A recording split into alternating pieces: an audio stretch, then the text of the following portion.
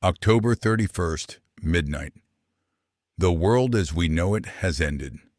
Streets once filled with Halloween trick-or-treaters now crawl with something far more terrifying. The dead have risen, shambling through cities with an insatiable hunger for human flesh. Civilization crumbles at mere hours. Military bases are overrun. Police stations fall silent. But somewhere on a rooftop, 3 miles outside downtown, something the undead have never encountered before take position. A modern military sniper, armed with weapons that can reach out and touch targets from distances these creatures can't even comprehend. So what happens when the most precise killing machine the military has ever produced faces off against an endless horde of the walking dead? Can one expert marksman with unlimited ammunition hold back the zombie apocalypse? Or is it just one shooter against an army that feels no pain and fears no death? Let me paint you a picture of what we're dealing with here. This isn't your weekend warrior with a hunting rifle. We're talking about a Tier 1 military sniper with over a decade of combat experience. Someone who can put a bullet through a quarter at 800 meters while accounting for wind speed, humidity, and the rotation of the earth. This operator carries a Barrett M82A1 50 caliber anti-material rifle that fires rounds capable of punching through engine blocks. Each bullet weighs over 40 grams and travels at 2,800 feet per second. That's enough kinetic energy to remove a human head completely. The rifle itself weighs 30 pounds and stretches nearly 5 feet long, but in the right hands, it's surgical precision wrapped in devastating firepower. But that's not all. Our sniper also packs a secondary weapon. An M24 SWS chambered in .308 Winchester with match-grade ammunition.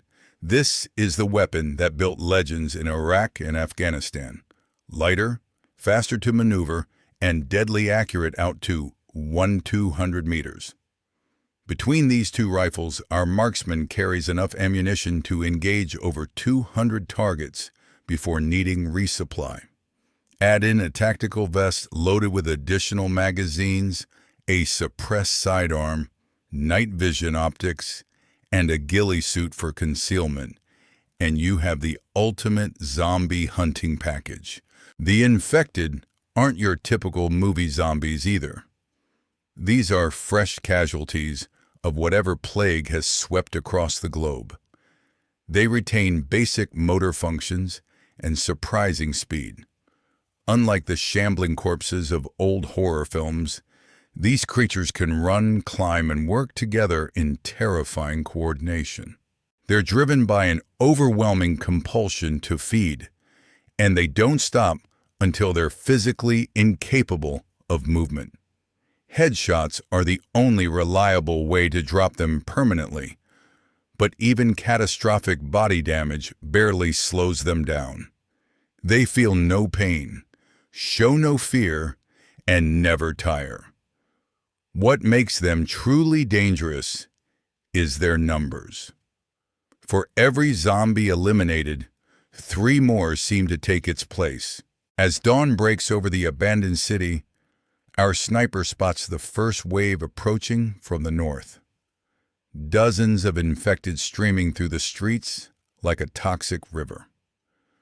Through his high-powered scope, he can see the detail that would make most people sick. Torn clothing, dried blood, and the vacant stare of creatures that were once human beings.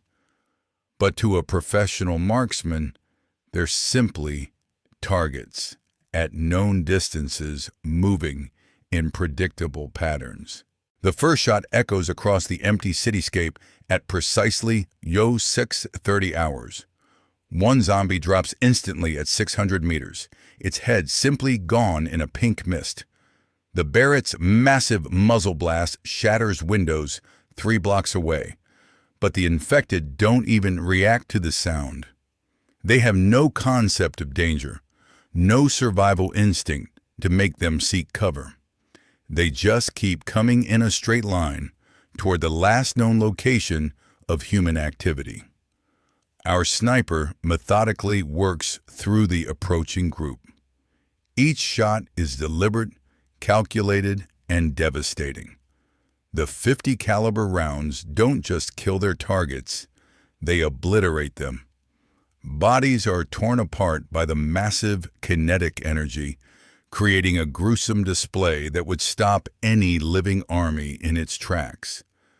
But these aren't living soldiers.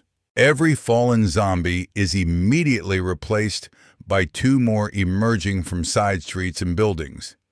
The real test comes when our marksman realizes what he's truly up against. This isn't a finite enemy that will retreat or surrender.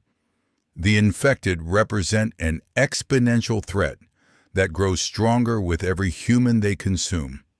As morning progresses, what started as dozens becomes hundreds, then thousands. The mathematics of the situation become terrifyingly clear.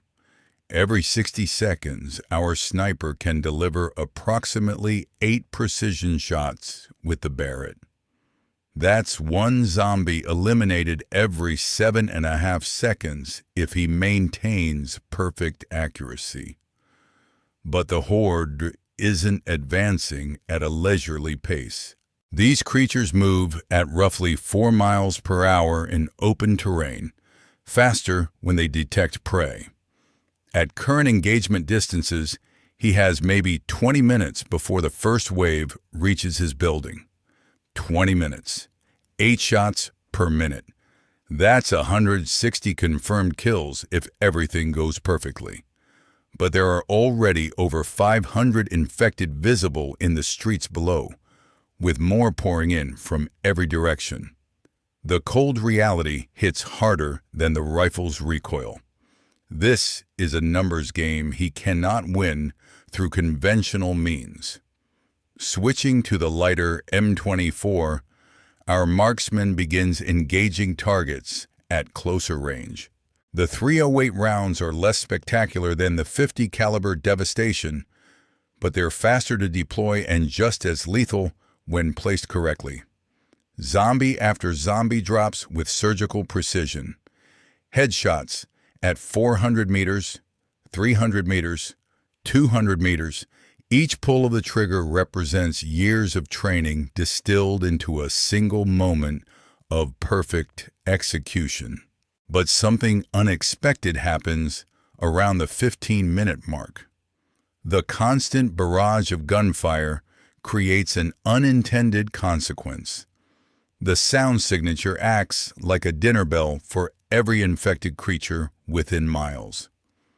What started as a localized threat suddenly becomes a citywide convergence.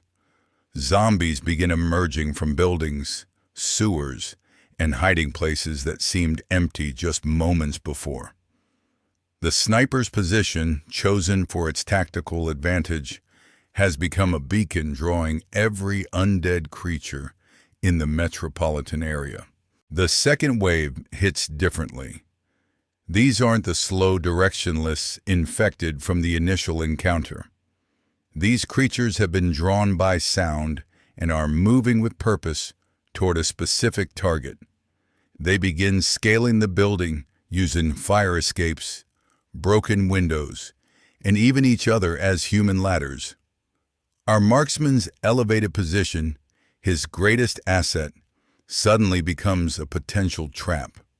Forced to divide attention between distant targets and the immediate threat climbing toward his position, accuracy begins to suffer. Shots that should eliminate single targets now require follow-up rounds.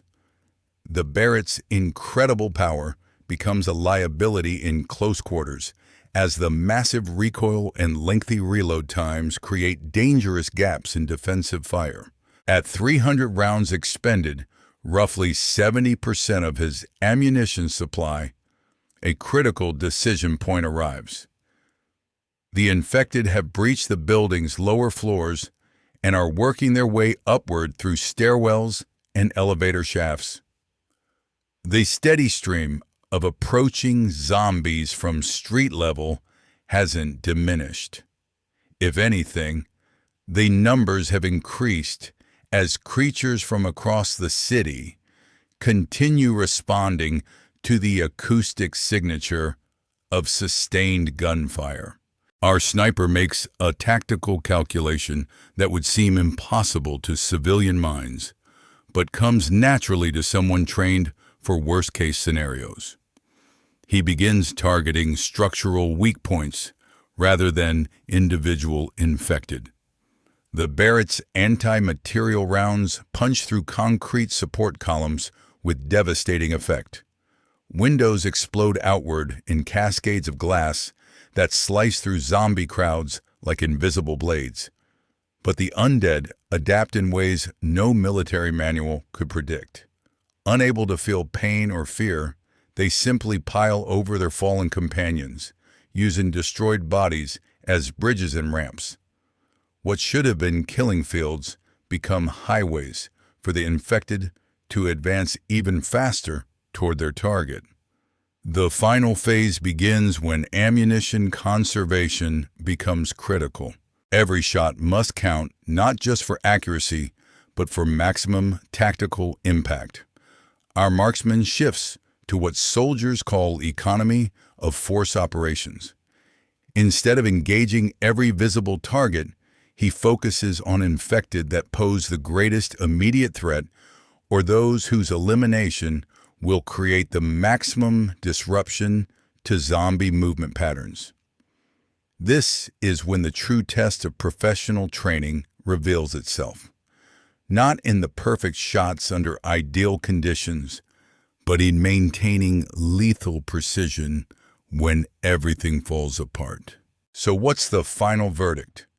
Can the ultimate precision marksman survive the zombie apocalypse? The brutal mathematics tell the whole story. Our elite sniper, armed with the most devastating long-range weapons ever created, manages to eliminate over 400 infected before being overwhelmed.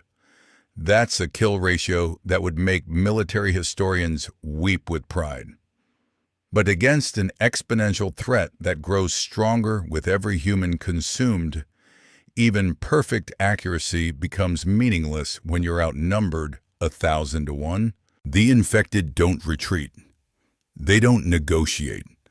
They don't feel the psychological impact of watching their ranks get systematically destroyed by an invisible enemy. They just keep coming until the last round is fired and the last defensive position falls. In the end, our marksman proves that individual skill, no matter how exceptional, cannot overcome the fundamental nature of a zombie outbreak. It's not about firepower or precision.